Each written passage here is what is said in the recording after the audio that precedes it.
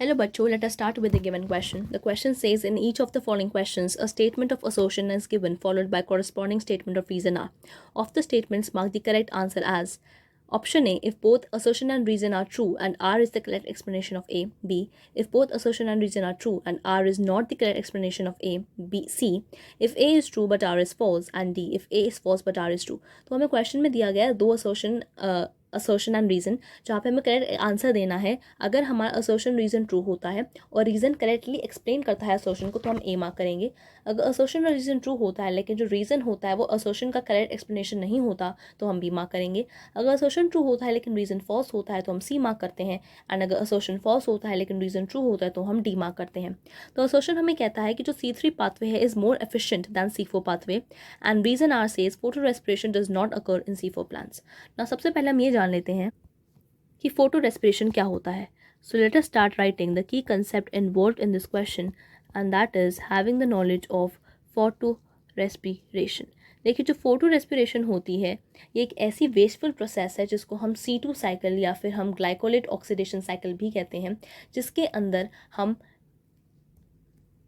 ना तो ATP form कर पाते हैं और ना ही NADPH को फॉर्म कर सकते हैं, बल्कि ये एक वेस्टफुल प्रोसीजर होती है क्योंकि इसके अंदर खुद हमारा यूज़ हो जाता है ATP एंड CO2 लॉस हो जाती है. So what is photo respiration? It is a wasteful process.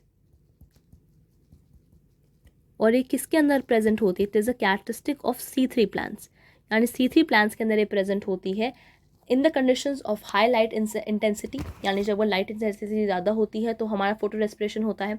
अगर टेम्परेचर ज़्यादा हो जाता है, ऑक्सीजन ज़्यादा हो जाती है या CO2 कम हो जाती है, यानी RUBB which is ribulose bisphosphate, उसकी ऑक्सीजनेशन की वजह से हमारी फोटो रेस्पिरेशन होती है. Now let us start with the assertion. Assertion कहता है C3 pathway is more efficient than C4 pathway. देखिए, ये एक फॉल्स स्टेटमेंट है. हाउ? क्योंकि जो C3 पाथवे होता है वो लेस एफिशिएंट होता है देन C4 पाथवे, बल्कि जो C4 पाथवे होता है it is twice as efficient as C3. यानी C3 हमारा कम एफिशिएंट होता है एज कंपेयर टू हमारा C4. तो ये एक करेक्ट स्टेटमेंट नहीं है. रीज़न आ कहता है photo respiration does not occur in C4 plants. ये एक ट्रू स्टेटमेंट है क्योंकि जो फोटो रेस्पिरेशन होती है वो हमारी C4 प्लांट्स के अंदर एब्सेंट होती है.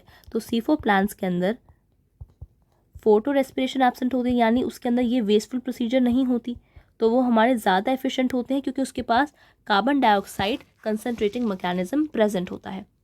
सो फोटो रेस्पिरेशन एब्सेंट होने की वजह से जो हमारे C4 प्लांट्स होते हैं वो C3 प्लांट्स से ज़्यादा एफिशिएंट होते हैं.